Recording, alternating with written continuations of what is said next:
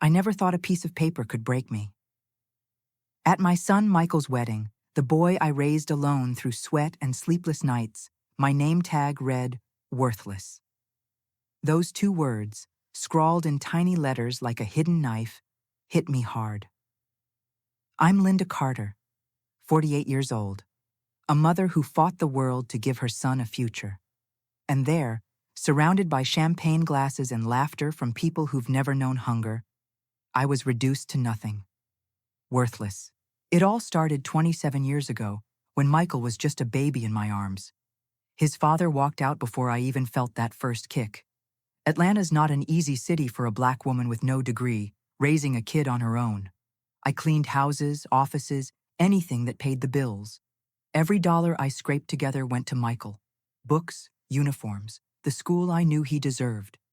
Some nights, I ate nothing but bread and butter so he could have fresh fruit. He grew up strong, smart, with a smile that made it all worth it. When he got into college for engineering, I cried for a week. Not from sadness, from pride. Now there he was, my boy, about to marry Emily, a girl from Buckhead, from a family with money and a name that opened doors. I knew their world was different from mine, but when the wedding invitation came, my heart swelled so big it hurt. I saved for months to buy a navy blue dress, simple but decent. I wanted to stand by my son, to show I belonged in that moment, that I'd done something right. I walked into the venue, a place so grand it seemed to swallow you whole. Chandeliers sparkling, tables draped in white linen, people in clothes worth more than my rent. I smiled, even as I felt the stares. You know the kind, eyes that size you up, like you're a puzzle piece that doesn't fit. I brushed it off, went to my assigned table, looking for my name, and that's when I saw it. Linda Carter, worthless. My heart stopped. I glanced around, hoping it was a mistake, a cruel prank. But the muffled giggles from some guests told me it wasn't. Someone wanted to hurt me. Someone wanted to remind me that, to them, I was nothing. Michael was there, so handsome in his tux, laughing with Emily, oblivious to what was happening. I wanted to run to him, show him the tag, ask why no one warned me I wasn't welcome. But my feet wouldn't move. My throat closed up. Everything I'd built, every sacrifice, every night I stayed up dreaming of his future, crumbled under that tag. My friend Rosa always said I was stronger than any storm. But right then, I felt like dust, scattered by the wind. If this story's hitting you already, drop a like and subscribe to the channel. It helps us keep sharing stories like mine. Because standing there, clutching that name tag, I knew something inside me was about to change. But what I didn't know was who did this to me. The words, worthless, burned in my hand. That name tag wasn't just paper, it was a verdict. I, Linda Carter, who raised Michael alone, who wiped his tears and cheered his victories, was reduced to an insult. In the venue, the laughter rolled on, glasses clinked, dresses shimmered like nothing was wrong. But everything was wrong. My chest tightened, like the air had been stolen. I wanted to vanish, but I couldn't. Not yet.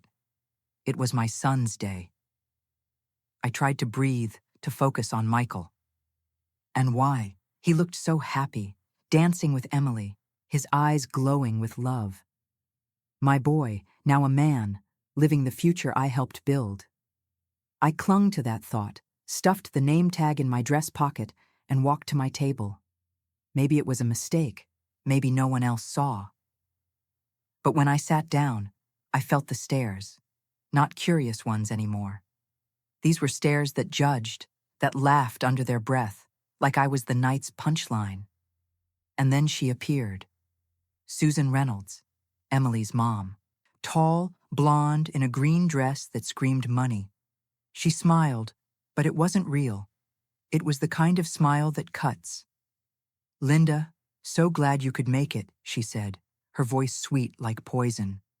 "Must be so different for you, being in a place like this." Her words dripped with disdain. The others at the table, her friends, swapped glances and smirks. I knew what she meant. I didn't belong here. I was the cleaning lady, the woman with no degree, the mom who didn't fit in Buckhead's world. My face burned, but I swallowed the anger. I wasn't going to give her the satisfaction of watching me break. I searched for Michael. He was across the room, chatting with a group of men in suits. I needed him to see what was happening, to stand up for me. I stood, smoothed my dress, and walked to him, my heart pounding louder than the music. "Michael," I called, my voice shaky.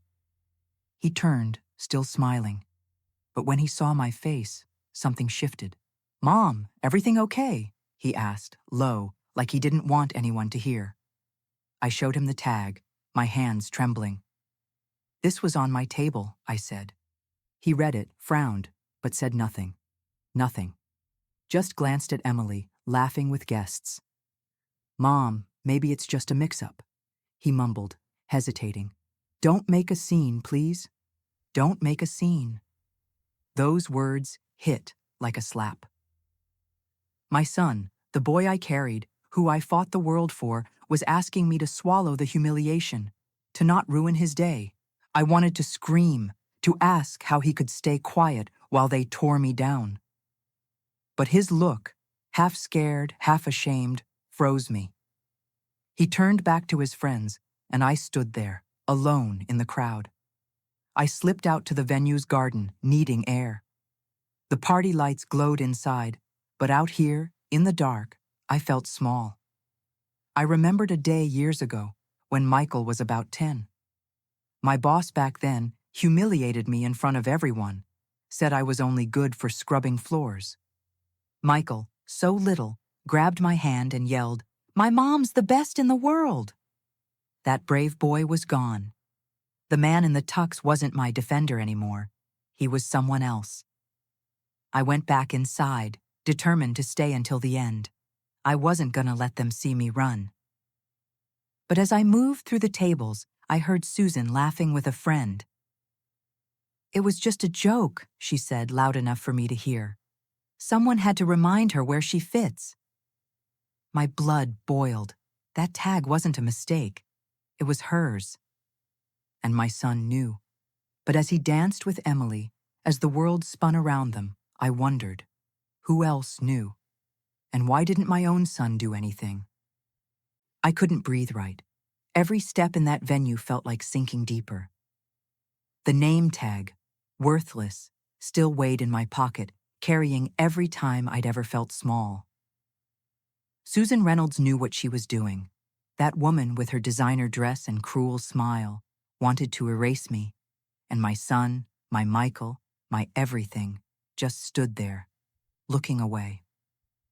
I, Linda Carter, who gave my life for him, was alone. On the day that should have been the happiest of my life, I felt betrayed. I tried to hold on, to focus on the music, the lights, anything but the ache in my chest. But the laughter kept coming. It wasn't just Susan now. A group of her friends whispered near the dessert table. "The cleaning lady," I heard one say, with that tone that mixes pity and scorn. "How does she even show up dressed like that?" Another chuckled, nodding at my navy blue dress, the one I saved months for. "Worthless," someone repeated, soft but sharp enough to hit me. Each word was a needle, piercing the pride I'd built through years of struggle. I closed my eyes, and a memory hit. Years back, when Michael was a kid, I came home exhausted, my hands rough from cleaning houses. He caught me crying in the kitchen, trying to hide the shame of a client who tossed my paycheck on the floor like I was trash. Michael, just 12, hugged me and said, "One day, Mom, you'll get the respect you deserve, I promise." That promise carried me for years, but now, watching him laugh with Emily's friends, pretending he didn't see what was happening, I wondered, where did that boy go? I went back to my table, fighting tears. Susan passed by, her expensive perfume choking the air. "Linda, I hope you're enjoying yourself," she said, her voice dripping with fake kindness. Must be so overwhelming, keeping up with all this, right? She smiled, and I saw it in her eyes. This wasn't just a prank. She wanted me to feel out of place, to know that in her world, I'd never be enough. Michael's so happy, she went on, glancing at him. He fits so well here. Don't you think it's better to let him move on? Her words cut deep. She was saying I was a burden, that my son was better off without me. I had to talk to Michael. I had to hear from him that this wasn't true. I crossed the room, ignoring the stares, my heart pounding so hard it drowned out everything else. Michael, I called, my voice barely holding. He turned, but his smile faded when he saw me. Mom, not now, he whispered, glancing around like he was embarrassed. Please don't do this here. The ground slipped away. You saw what they're doing to me, I said, holding up the tag, my voice shaking. He looked at it, then at me, and looked away. Mom, we'll talk later, he said. Later. Like my pain could wait. I couldn't take it anymore. Tears burned hot and heavy, spilling down my face. I walked out, almost running, my dress swishing as I tried to breathe. In the parking lot, I leaned against my beat-up car, the one that carried me to every shift, every doctor's visit for Michael, every dream I built for him. I wanted to scream, to ask why my son, the boy I raised with every piece of me, left me alone. I wanted to confront Susan, tell her she knew nothing about me, about what I'd faced. But most of all, I wanted to know, why did my own son turn his back on me? I got in the car, hands shaking on the wheel. I wasn't going back to that venue. I wasn't giving them the satisfaction of watching me crumble. But as I drove through Atlanta's dark streets, one question wouldn't leave me. Did Michael really think I was worthless? And if he did, what was left of me? I drove through Atlanta's dark streets, but all I could see were those words, worthless. They echoed in my head like they had a life of their own, telling me everything I did for Michael didn't matter. I, Linda Carter, who gave up dreams, sleep, myself, to give him a future, was reduced to a scrap of paper. And my son, my Michael, turned away, looking at me like a stranger. His betrayal hurt more than Susan's laughter or the guests' stares. It felt like the ground I'd built for us had collapsed. I got home, my small house in the suburbs, with cracked walls and memories. I sat on the couch, still in that navy blue dress, now wrinkled, the name tag heavy as lead in my pocket. I looked at the photos on the shelf.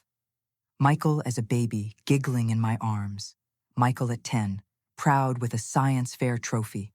Michael at graduation, hugging me like I was his whole world. Each picture was proof of what I'd done for him. But that night, those memories only brought pain. Had I failed? Was he ashamed of me? I closed my eyes, and a memory came rushing back. I was 30, exhausted, counting coins to pay the electric bill. Michael, 9 years old, walked into the kitchen and asked why I didn't go to school like him. I want you to be a doctor, Mom, he said, his eyes bright with innocence. I laughed, but inside, I cried. I told him someone had to work, that I chose him over everything. That night, he drew me a diploma in crayon, scribbling, "Best mom in the world." I kept that paper for years, like a treasure. Now, thinking of the wedding's name tag, that diploma felt like a lie. The doorbell snapped me out of it. It was Rosa, my friend, my rock. She walked in, her gray braid swinging, her smile warm as ever. Linda, what happened? She asked, seeing my puffy eyes. I told her everything, the tag, the laughter, Michael's silence. Rosa listened, not interrupting, but her eyes sparked with anger. When I finished, she grabbed my hands. You're stronger than this, she said. You raised a man alone, against the world. Don't let a woman like Susan, or even Michael, make you forget that. Rosa shared her story, something she rarely did. She talked about coming to the U.S., a Mexican immigrant, facing prejudice, working as a cook to raise her kids. People will always try to tear you down, she said, but you decide who you are. Her words lit something in me. I wasn't worthless. I was the woman who got up at 4 a.m. to clean houses, who taught herself enough to help Michael with homework, who faced cruel bosses and judgmental stares to give him a chance.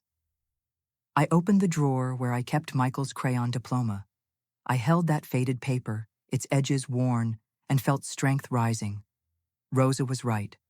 I wasn't letting Susan, or anyone, erase my story. Michael might have turned his back, but I wasn't giving up on him. Not yet. I decided I'd talk to him, face to face, demand the truth. He needed to know how much he hurt me. And more than that, he needed to remember who I was, who we were.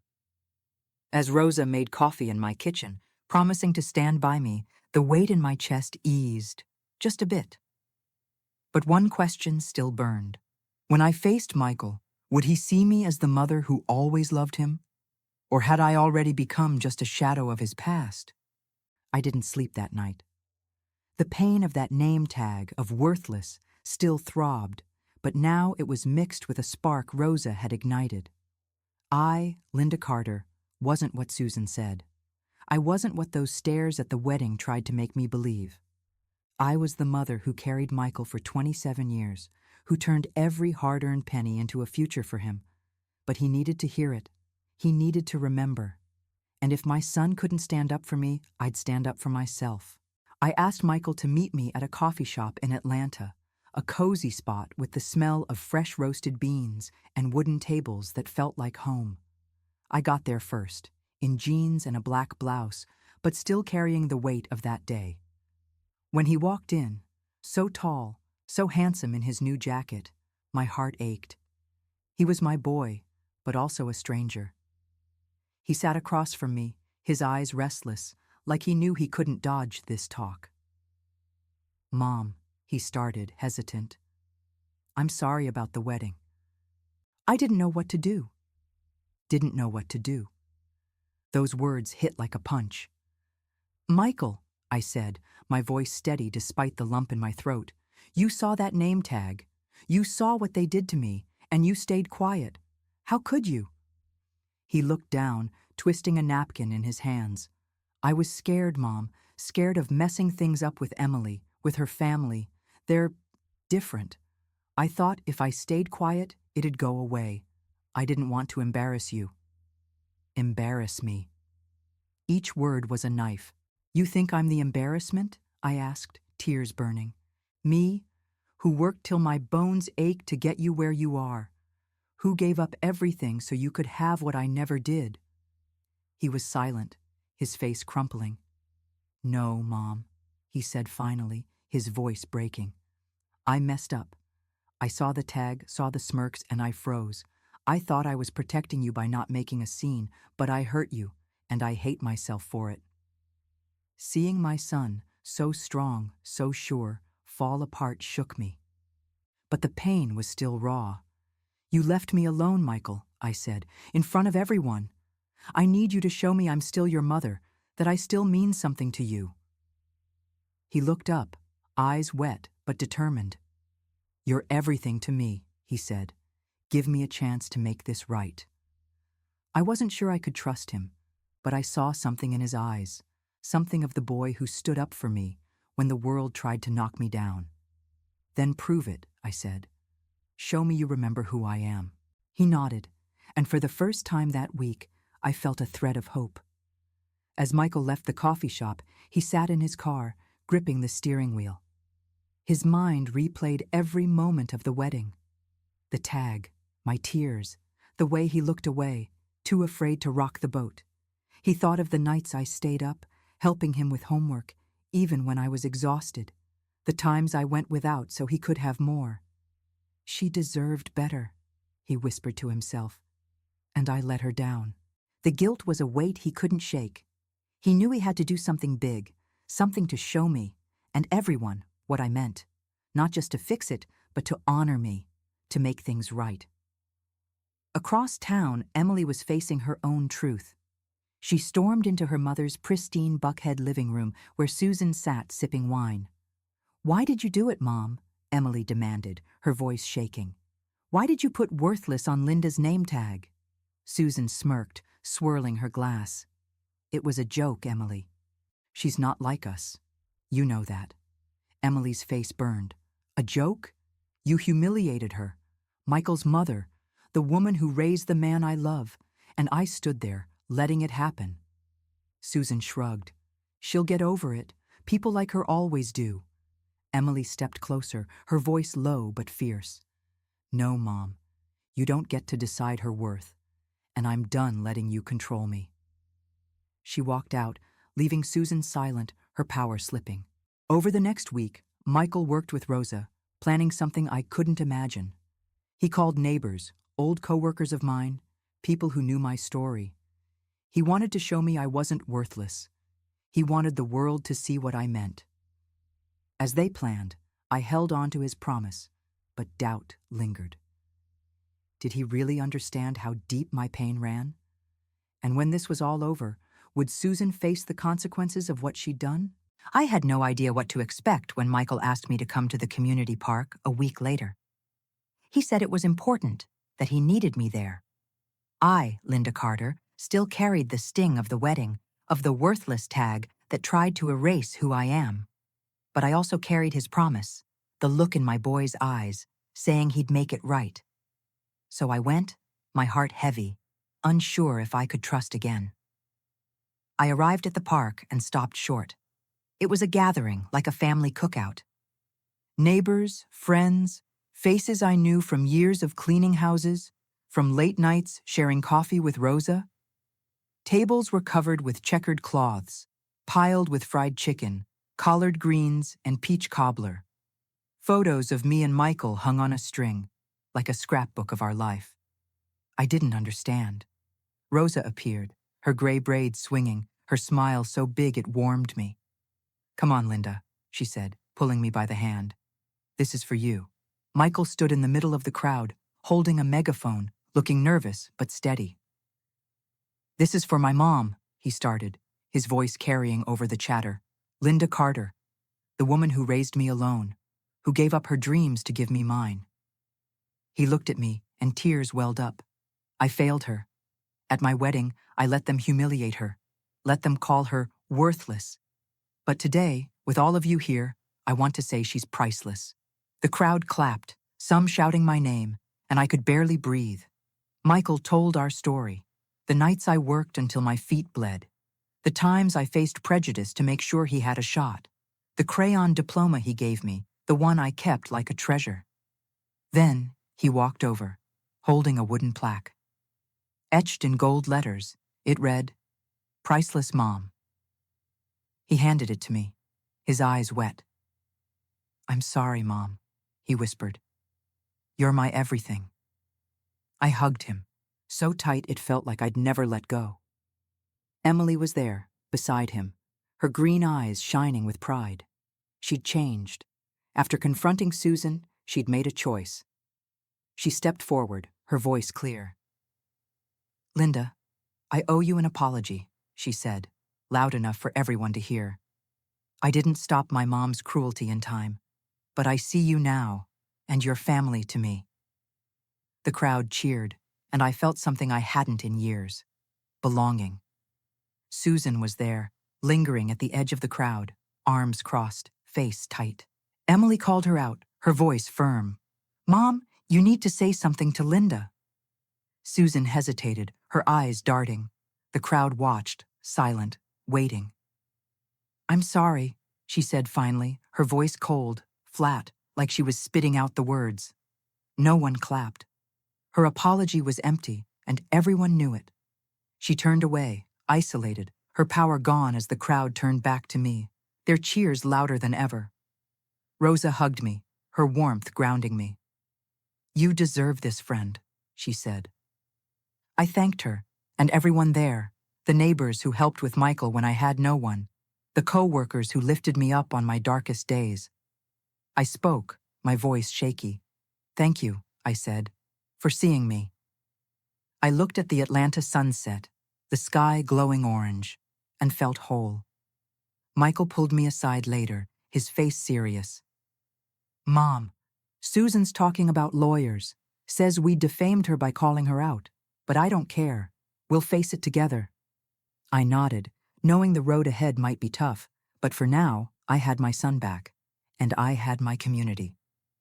If this story moved you, hit that like button, subscribe, and share it with someone who needs to hear it. And drop a comment with the word resilience. Tell me where you're watching from and what time it is there. I want to know how far my stories reached.